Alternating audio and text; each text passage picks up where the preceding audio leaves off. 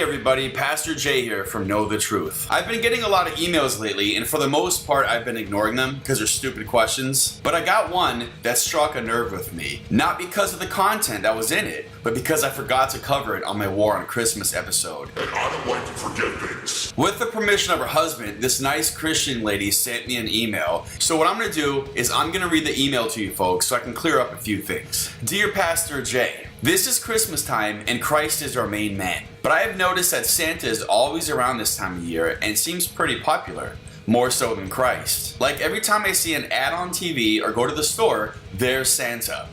Seeing that Santa is everywhere, I can't tell which one is more important.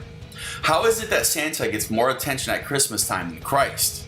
Does Christ get jealous? Are they friends? Are they related like the Father, the Son, and the Santa? Or does Santa work for Christ? Or is Santa really Christ dressed up in a red fancy suit? I know if I was a good little believer, I would not get them confused. But I think all this because just as this picture shows that Santa loves children, it reminds me of how Christ and his clergy also share their love with children. So maybe Santa and Christ are one and the same? Could it be?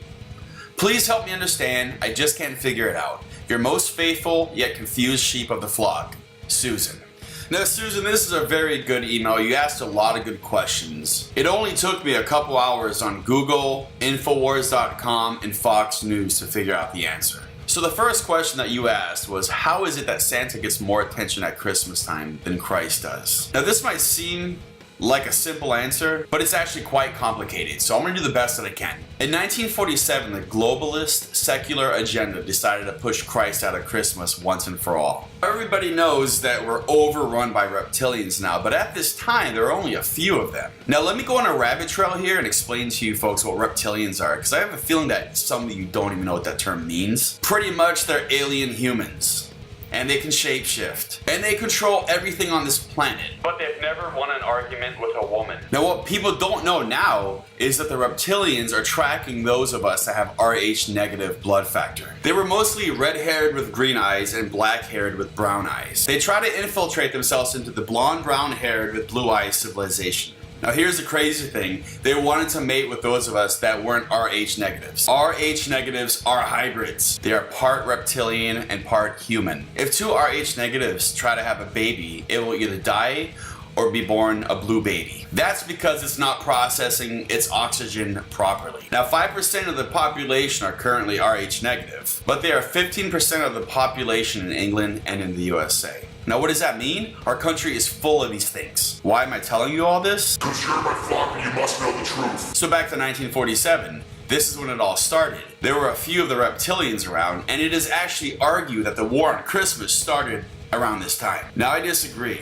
I think that the War on Christmas started when King Herod killed all those babies because he knew that the Christ King had been born. Just one more proof of his existence. Anyway, things were kind of neutral for a very long time. In fact, the War on Christmas wasn't even talked about very much. That is until the global elite realized that they could use television and advertising to market their campaign against us. It almost became like a different war. So when you combine these reptilians with television and media, you almost had like a perfect, undefeatable war. As a result, Christ has been virtually eradicated from the public eye. But he'll never leave the hearts and minds of his people. This is why we have to fight back. Now, to be more specific in answering your question, how is it that Santa gets more Christmas time than Christ? Easy. Obama. Now with your second question, you asked if Christ got jealous. Absolutely. Since the Son of God, Christ, is basically his own father, and since God, Yahweh praise his name, is a jealous God, it's only natural that Jesus gets jealous. But it's a different type of jealous though. Because he's God, he transcends all the rules that he places on us. He can basically do whatever he wants, which includes wiping out this entire planet, basically deleting the universe. But because he made a promise to us, that's not going to happen, so don't worry about it, folks. God never lies, and God never backs out of a promise. Your next question, are Santa and Christ friends? Of course they're not friends. Santa's not real. To this day, there is no evidence to support the idea that Santa's even a real thing. And if anybody ever tells you that he is a real thing, you ask them to prove it, because the burden of proof is on them. And don't buy into this crap of, I feel Santa in my heart. That doesn't cut it, folks. We need solid proof and solid evidence. And don't tell me that he's based off of a real person named St. Nicholas. That's a conspiracy theory that Catholics made up. And the Catholic Church is the whore of Babylon. It says so in the Bible and Revelations. So St. Nicholas, he ain't real either. Now that answer could be applied to your other questions. Are they related like the Father, the Son, and Santa? Or does Santa work for Christ? Or is Santa really Christ dressed up in a fancy red suit?